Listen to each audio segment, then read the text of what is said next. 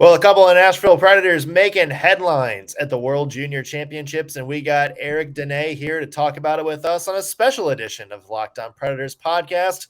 Joakim Kemell becoming a breakout star this tournament, Simon Knak wearing the C for Switzerland, and Anton Olsson having some injury problems but finally gets in for a couple of games. A lot to talk about with all of the Preds prospects. We'll have it all for you today on the Locked On Predators podcast. Your Locked On Predators, your daily podcast on the Nashville Predators. Part of the Locked On Podcast Network, your team every day.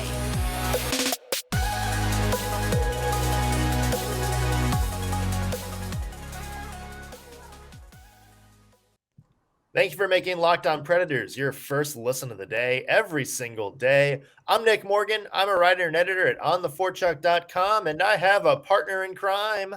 You do. I am Ann Kimmel. I'm a writer at ontheforecheck.com. And we have a bonus partner in crime today. And you've seen his work on ontheforecheck.com. You've seen his prospects coverage on Twitter at onthefutureotf. Eric Dunay, Predators prospects writer extraordinaire. Eric, thanks for joining us, man. Yeah, thanks for having me. Yeah, you're picking an exciting time to join us because, my friend, welcome to the summer of Kemell. Like what an absolute tournament he is having right now. It looks like as of now, we know we have a couple of games left tonight, but he is firmly second in scoring the entire tournament. He's been a dynamo for Finland. And it just seems like, Eric, the more, we watch him in this tournament, the more we saw him in camp. It just seems like more and more it's becoming a situation like, man, how did this guy fall all the way to 17 for the Preds? Yeah, it's interesting. I think, especially given his brief experience at the World Juniors in December, that were ultimately canceled, the expectation was certainly there that he was going to be a high performer for the Finns this time around. Their top line with him, Roni Hirvonen and Atte Rasu, has been pretty lethal throughout, but you're right. He's second in the tournament in scoring right now. He's got 11 points in 5 games. 6 of those are even strength points, primary even strength points, and the next point he notches will give him the record for most points at a World Juniors by a Preds prospect in franchise history, which is currently held by the oft-forgotten Saku Maenalainen. So, of course. Yeah. Who could forget Saku Maenalainen? Right. Yeah. Yeah. So are you seeing what you expected to see from Kemell in the World Championships this time around? Or do you think he's performing better than your expectations? Kind of where is he as far as your gauge going into the tournament? Yeah, well, I think we got to be careful not to take draw too many conclusions from this tournament. It's, kind of it is a makeup tournament. It's held at a kind of weird time of the year. If it weren't for this, he'd be playing some preseason games with his Finnish team, JYP. But overall, I think he has met and at times exceeded expectations. The Finns have been given a lot of power play opportunities, and he's obviously a part of their power play units. So that's certainly helped. I think there's been a few performances here and there where his puck touches haven't been as crisp, and he's maybe looked a little less engaged, maybe against lesser competition, and that can certainly happen a lot at this tournament. But overall, he's contributed when it's mattered, and like I said, that top line as a whole has really gelled together, and he's been a big part of that. So we're I think seeing a lot of the good in his game, and not seeing too much bad or too much that needs to be worked on. But, the things that I kind of thought going into the season would be areas of improvement, will still remain, especially when he's playing at the pro level and not just at a junior tournament. I think it's important to remember for a guy like Kemell, like he just got drafted. He's still 18 years old. And in a lot of cases, in past World Juniors, it's very it's not rare, but you see a lot of people really starting to play bigger roles, maybe in their, the year after they get drafted, or their +2 years when they really start to break out. So the fact that we're kind of seeing him perform this well, this early on, is kind of a good sign. And I know Eric, when I was watching some of his games the other day, because, sometimes in World Juniors, you can rack up a lot of points, but, maybe that's a product of who you're playing with, or maybe you're just with some super elite players. But you watch Kemell play, and he's the one that's driving a lot of this offense. And he's the guy that's kind of setting up and starting some of these scoring chances and goals for Finland. Yeah, absolutely. So through their round robin play, which was their first 4 games, I've been doing my own tracking data through those games. 20.88 shot attempts per 60 minutes, plus another 13.19 primary shot assists per 60 minutes. He's carrying the puck in like crazy. 60% zone entry success rate, 81% zone exit success rate, 62% Corsi. So the numbers are all there. And beyond that, Lassi Alonen, who writes for EP Ringside, has been doing his own tracking. And through those first 4 games, Kemell leads the Finns in scoring chances per 60 and expected goals per 60. So, one of those moments where the eye test and the numbers match up. He's been in and around the net. He's been throwing pucks at goalies, and he, like you said, has been setting up these chances and converting. So that's good to see, certainly. And I think, once the kind of off the puck game matures a little bit, then, you should have quite the player on our hands. So I'm curious, we're talking about the things that he's doing really well in this tournament. And this, again, like you said, may be a situation where it's not going to highlight these huge deficits in his game at the juniors. What are some of the deficits in his game that you think he's going to need to address over the next couple seasons? Sure. Yeah. I kind of say this with all like first round picks. It's when you're a first round pick, there's not so many deficits to their game as things you're just kind of like being nitpicky about, or things that can improve. I think with him, this is a little cliche, but it's true. I think just engaging more physically. I think there's been a few times in this tournament and in his pro career to date where when he's engaging physically, or in a one-on-one puck battle where the other person's engaging physically, he isn't always coming out on top. And so, knowing how to work those body check angles, knowing how to win foot races by outsmarting the other player in the defensive zone, I think are really key. In this tournament, there's been a few hiccups in terms of zone exits when he's passing out of the zone. When it comes to Finland's breakout scheme, he's been at times letting defenders pinch down and kind of pressure him against the puck. And he's got the skill to kind of collect it and circle back and reorganize a breakout. And you really want to see more of that moving forward. And then I guess the other thing is, the last thing I'll mention is skating. And I have to be very careful here because at the NHL draft this year, I was called out on Twitter by the Preds, one of the Preds scouts, about this. So I do not think that Joakim Kemell is a bad skater whatsoever. I think he's a good skater. I think at the NHL level right now, he's a good and very average skater. I think there is a lot more to give there in terms of the fluidness of his stride, in terms of his acceleration, his first few steps. And I think a lot of that is kind of easy to unlock. The Preds seemingly see him as an above average skater. So we'll put aside our difference of opinions there, but he can do so many great things with the puck. I think against, I forget who they were playing, but it was like the second game of the tournament. He, collected the puck in a breakout. When he hit his own blue line, he literally launched a 3-line saucer pass right onto the blade of his teammate on the opposite side of the rink who came in for a scoring chance. It was akin to the Erik Karlsson entire ice pass from like 2017 that everyone knows the clip of. But in order to be able to do things like that more often, you just want to see a little more acceleration and a little more fluidness to his skating stride. So, There is one other question I kind of want to ask about Kemell and maybe where you see him throughout this season and maybe some of his future plans, because I know a lot of people are kind of asking when he's going to be in Nashville. So I want to get to that in a second. But first, I want to mention today's show brought to you by the NHTSA Drive Sober or Get Pulled Over campaign.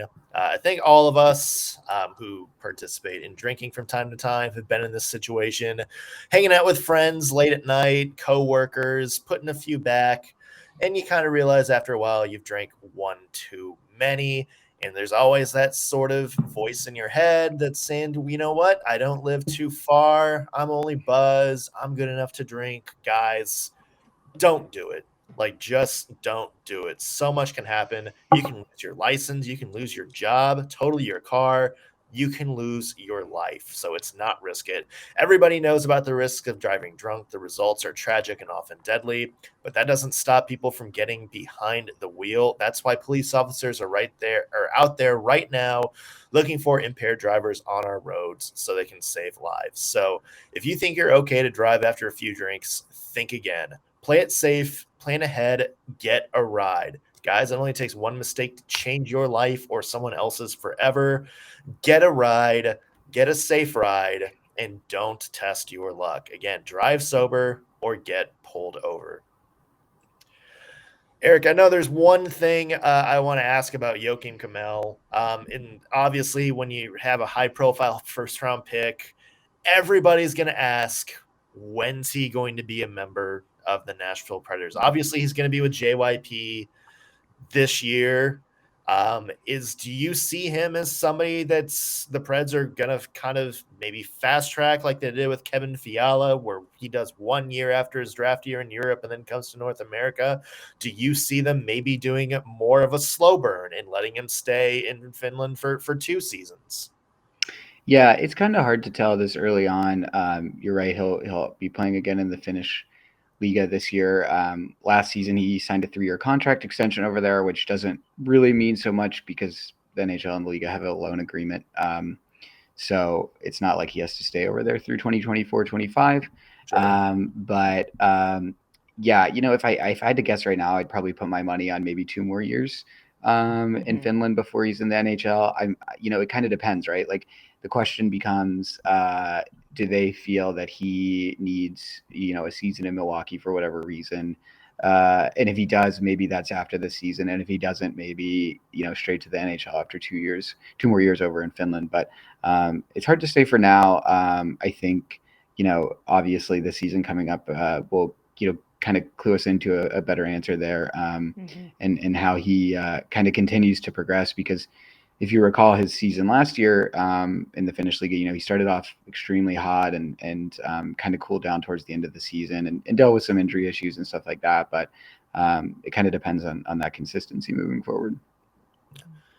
So he's not the only Nashville Predator prospect that we have playing in this tournament. What can you tell us about our sweet Swiss fellow? Yeah, Simon Knak, captain of the Swiss team. He's actually technically aged out of the tournament, but because it's a makeup tournament, older players were able to be grandfathered in. And some folks may recall that he was kind of patient zero last December. He was the first player to test positive for COVID coming over to Canada, and ultimately had to didn't play a single game and had to quarantine in Red Deer for 2 weeks, long after all of his team had gone back home. So it's good to see him. This will be his last World Juniors. Like I said, he's captaining the Swiss team, playing in their top 6. He's scored just 1 goal in 4 games, and they've got a tough quarterfinal matchup against Canada today. On Wednesday. So in all likelihood, that'll probably be their last game. But he's looked really solid on a team that struggled, I think, a lot in this tournament. They've certainly held their own defensively against some of the heavier weights for, a period or two, but they really just haven't had the runway to generate a ton of offense. The beauty of his game is it's pretty quiet. He's really effective at both ends of the ice. He was never going to score at this tournament like Kemell was, but I think he's been as solid of a player for the Swiss as you'd expect. Yeah, I kind of want to ask, how do you judge a player like Knak, because obviously he's not going to light up the scoreboard on a team like Switzerland.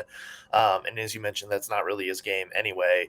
And, if you're not on, Canada, USA, Sweden, Finland, a team like that, you're probably not going to have, all eyes on you. And you're probably not going to have an opportunity to get like teams getting 50, 60 shots on game, like on goal in some of these games. So when you look at somebody like Knak, and he's out there playing against clearly better team competition, what kind of things do you look for individually that makes you think, okay, this guy is kind of holding his own, or maybe this guy needs a little bit more work? Yeah, I mean, so that's the hard part about this tournament, right? Is it's not really helpful to draw a ton of conclusions from, because some of these games can be so mismatched. But for him, I think what's important, especially for someone who's already been playing in a pro league beforehand, is just the finer details of their game, specifically off the puck. So, against Finland or Sweden or the US or Canada, he and the rest of the team might not get a ton of puck touches. They might not get a ton of scoring chances. They might not generate a ton of shots. But, just because, they're still playing the game, they're still keeping up with whoever's on the ice, and he's a fine skater. So I think for him, you kind of want to look at I've been really impressed with his defensive game since the Preds have drafted him, and you want to kind of look for him continuing to build on that. So he's a winger, so in the defensive zone, making sure he's winning his battles along the half wall and breakouts, making sure he's mirroring his defenseman well, and not preventing a ton of point shots, making sure he's making sure he's reading his teammates well on breakouts. And obviously when you play against teams like Canada, that stuff can break down very quickly, and no one person can really control that whole operation. But when the game's competitive and when they're right there, those are the kind of things that you can look for and take some positives out of against tougher competition. So Sweden, just saw the final score. Sweden just beat Latvia. I'm going to need a minute, but we also have a Swede that is at the tournament. How's that going, Eric? Sure, yeah. Anton Olsson. The laughter probably gives away how this is going to go. Yeah. Bless. Yeah, Anton Olsson has had an interesting World Juniors. So he was originally on Sweden's roster last December for the tournament that got canceled. And then when so teams were allowed to change their rosters for this makeup tournament, and he was left off of the new roster initially and was only put back on it because one of their defenders, I think it was Matisse Havlet, I kind of forget who, basically opted out and said they wanted to focus on training camp. And so Olsson was called back up. And then he got injured in a pre-tournament game against Canada the night before the tournament started. So that was tough. And he missed the first two games of Sweden's round robin play, but he was already always skating as their extra defender anyway. That being said, teams typically dress 7 defenders for these games, so there's still ice time to be had there. He did not dress after 2 games. He did not dress today for their quarterfinal matchup against Latvia. It has been a tough go, I will say kindly. I'm not particularly sure what the injury was. Don't know how much that is inhibiting him. He hasn't gotten a ton of minutes. I think over the 2 games he's played, he's skated just a little over 20 minutes, but he did pick up a primary assist earlier this week, but overall his performance hasn't been excellent on the defensive side. Through those 2 games, he's allowed zone entries against himself 54% of chances, and 83% of those entries cross the face-off dots to the middle of the ice, which you're always tempted to keep players out to the perimeter. His Corsi rating is currently sitting at a lovely 41.9%, and he's not particularly a carry the puck out of the zone kind of guy. And when he doesn't do that, he what I noticed this week is he'll start to just really if he's kind of gotten off his game, he'll start just like throwing breakout passes up the ice a little unwisely. And so we've seen a little too much of that. He against the U.S., he was on the ice for a goal. It wasn't really particularly his fault. It was a really great shot by Matt Coronado, but his positioning was still a little off. Not that it would have done anything to stop it, but and then against Germany, he pretty much got turnstiled for a goal by the Germans, which, to be fair, their goalie very much should have stopped. It was a very weak goal to let in, but nonetheless, the defensive effort there wasn't the best. He's just really been kind of getting exploited under his stick and through his legs a lot. So, yeah, it's been a bit of a rough go for him. Yeah. I'll ask a couple follow-up questions Sure. on that in just a second. But first, let's take another quick break, Anne. Yes, so today's episode is brought to you by our friends at Bet Online. BetOnline.net is the fastest and easiest way to check in on all of your betting needs. You can find all your favorite sports and events at the #1 online source for odds, lines, and games. You'll find reviews and news from every league, including Major League Baseball, NFL, NBA, NHL, of course, combat sports, esports, and they even have golf. Bet Online continues to be the top online resource for all your sports wagering information. From live in-game betting, scores, and podcasts, they've got you covered. Head to Bet Online today or use your mobile device to learn more about the action happening today. Bet Online, where the game starts. So I wanted to ask kind of a couple things on both Olsson and Knak. For Olsson, because we're talking about him, you know, I don't know if I would say like disappointing, you know, post draft year last year. I don't, Eric, you can certainly chime in on that, on what your take is, but it seems like he's got maybe more of an uphill battle to kind of get to where the Preds would like him to be in his development. Yeah, disappointing might not be the word I would use.